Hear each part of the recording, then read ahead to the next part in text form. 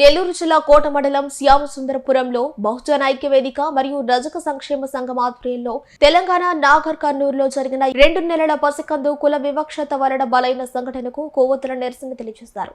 ఈ సందర్భంగా బహుజన ఐక్యవేదిక రాష్ట్ర అధ్యక్షులు మీజూరు మాధవ్ మాట్లాడుతూ కేవలం చాకలి కులం అనే కారణంతోనే 2 నెలల పసికందును రెడ్డి కులానికి చెందిన కొందరు వ్యక్తులు కాళ్లతో తన్ని చంపడం దుర్మార్గమైన చర్య అని, ఇది రాజ్యాంగ విరుద్ధమని, ఇలాంటి వ్యక్తులు తప్పించాలని చూస్తున్న తెలంగాణ ముఖ్యమంత్రి రేవంత్ రెడ్డి రానున్న ఎన్నికల్లో బహుజనుల చేతిలో ఓడిపోవడం ఖాయమని తెలియజేశారు.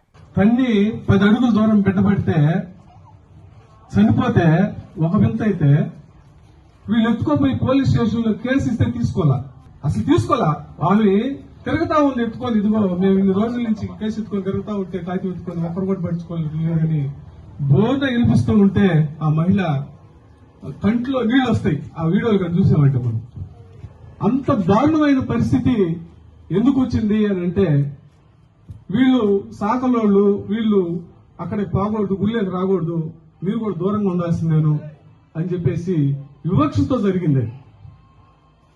100 రూపాయలు టికెట్ తీసుకోండి రండి అని వాళ్ళు చెప్పారని చెప్పడం అది అబద్ధం. వీళ్ళు పోకూడదు అక్కడికి. తన్నుకుంటూ 2 గంటల సేపు ఆ గుడిలో యుద్ధం జరిగింది. ఆ బిడ్డనెత్తి ముందు పెట్టి అట్లన్నా కొట్టకుండా ఆగుతుంది నా తల్లి అడిగితే కనీసం కనికరం లేకుండా ఉండడం ఎంత దారుణమైన విషయం అర్థం చేసుకోండి. ఇది ఒక్క శాఖ వాళ్ళకే జరుగుతున్నది. మనం చూసాం ఉత్తరప్రదేశ్ లో గొల్ల అంటే వాళ్ళు ఇప్పుడు బీసీల్లో కూడా నిచ్చిన మెట్ల వ్యవహారమే ఉండేది. గొల్ల ఆయన గౌడికి తక్కువ, గౌడి కంటే శాఖల కంటే ఇంకా రకరకాల కులాలు బీసీల్లో కూడా కుల వివక్షత నిచ్చిన మెట్ల వ్యవహారం ఉంది. కాబట్టి ఇక్కడ ఎవరికి కూడా ఈ భారతదేశంలో కులమే నడుస్తుంది. దీనికి అంతటికీ కారణం రాజ్యాధికారం. ఉదాహరణకి మన 2 రాష్ట్రాలు ఎత్తుకుంటే మీరు చూసుకోండి, ఏ పార్టీ వచ్చినా వాళ్ళే ఉంటున్నారు. ఏ పార్టీ గెలిచినా వాళ్ళకి మాత్రం గొడవలు ఉండవు, వాళ్ళ మీద దాడులు ఉండవు, ఏమీ ఉండవు. ఉండేదంతా బీసీ, ఎస్సీ, ఎస్టీల మీదనే, మైనార్టీల మీదనే దాడులు ఉంటున్నాయి. మీరు గమనిస్తున్నారో లేదో, ఈ రోజు తెలంగాణలో రగులుతుంది, తగలబడుతుంది తెలంగాణ రాష్ట్రం మొత్తం. బీసీలు, ఎస్సీలు, ఎస్టీలు అందరూ ఒకటయ్యి విపరీతమైన తీవ్రమైన ఉద్యమాలు చేస్తా ఉన్నారు. మరి ఆంధ్రాలో కూడా జరుగుతా ఉన్నాయి. అక్కడ వేసిన నిప్పు 2 రాష్ట్రాలు రాజుకుంది. దీనికి కారణం ఐక్యత వస్తా ఉంది. ఎస్సీ, ఎస్టీ, బీసీలు ఒకటి కాకపోతే ఖచ్చితంగా మనల్ని ఇదే విధంగా ఇంతకంటే దారుణంగా హింసిస్తారు.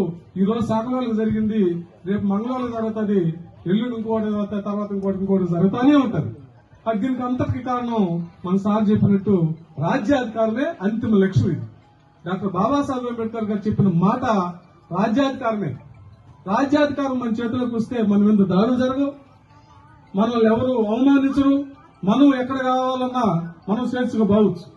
ఈ రోజు ఒక్కటే అర్థం చేసుకోండి, కేసులు పెట్టలేదు ఈ రోజు వరకు అంటే దాని అర్థమైంది అధికారం. అక్కడ రేవంత్ రెడ్డి ఉన్నాడు, ఏం చేస్తే ఏమవుతుందని చెప్పి ఈ రోజు కూడా అంతమంది పోయి కూర్చొని విశాఖ లాంటి వాళ్ళు ధర్నాలు చేస్తా ఉంటే ఈ రోజు కూడా కేసులు కడతాం. ఏమైనా జరగనివ్వండి, చంపేసుకుంటారా, నరుక్కుంటారా, లేకపోతే తగలబెడతారా, కాలుస్తారా, ఏమైనా చేయండి, మేము ఈ రోజు కూడా మేము కేసులు కట్టమని చెప్పేసి అట్టే ఉన్నారు. మరి న్యాయం ఎలా జరుగుతుంది? ఈ రోజు ఈ 2 రాష్ట్రాలు కన్నా మనం ఉద్యమించకపోతే ఖచ్చితంగా అన్ని కులాలకి ఇదే జరుగుతా ఉంది. గౌళ్ళకి కూడా ఈ మధ్య ఒక దగ్గర మీరు గుళ్ళో రాకూడదని తరివేయడం జరిగింది. ఇక్కడ కూడా జరుగుతాయి, ఇక్కడ కూడా జరుగుతూనే ఉన్నాయి.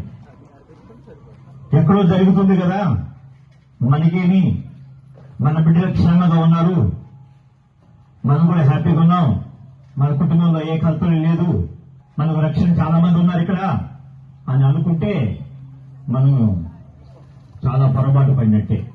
మిత్రులారా, తెలంగాణ రాష్ట్రంలో జరిగిన ఆ వికృత చర్య 2 నెలల పసిబిడ్డ అమ్మాయి కాల్ తని దగ్గర 10 మీటర్ల దూరంలో పడిపోయిందంట. ఆ పాప కాలుతో తంతే గర్వంతో కొవ్వెక్కి కుల మదంతో నేను రెడ్డిని, మేము అది ఏది అనుకుంటా, వీళ్ళు తక్కువ జాతి వాళ్ళు కదా, వీళ్ళేం చేయగలరులే అని కుక్కల కంటే హీనంగా మనల్ని ఊహించుకుంటూ, మనల్ని భావించుకుంటూ, మనం లెక్క చేయకుండా మన జాతిని SC, ST, BC, Muslims, minorities ఇవి ఈ దేశంలో బానిసత్వ ప్రజలైపోయాం.